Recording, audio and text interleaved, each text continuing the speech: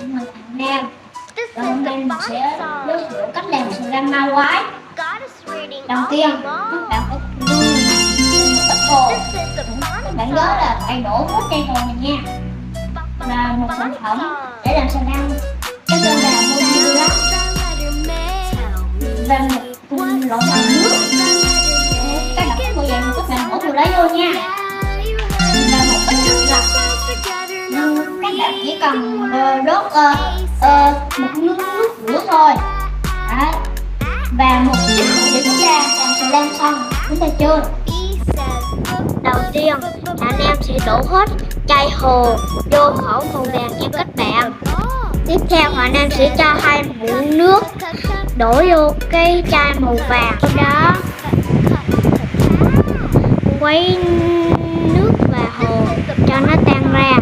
Tiếp theo anh em sẽ cho màu đỏ. Nếu các bạn thích màu gì là các bạn sẽ cho màu đỏ nha. Sau đó anh em sẽ quấy đều cho màu tan ra nha. Sau đó anh em sẽ đổ bao giọt Mojito và các bạn nhớ là quấy nhiều lên nha.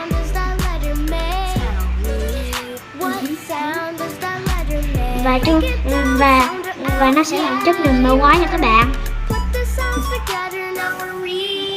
Wow, đẹp thiệt. Các bạn thấy cái đẹp không? Nhớ ủng hộ mình một like và một chia sẻ nếu các bạn là fan chân chính, ủng hộ mình nha. Đấy, đẹp không các bạn? Muốn chơi thì mình sẽ bóc lên coi thử nha. Chơi thử nha. Đấy, các bạn thấy mình có đẹp không nào? Rất là đẹp luôn đúng không?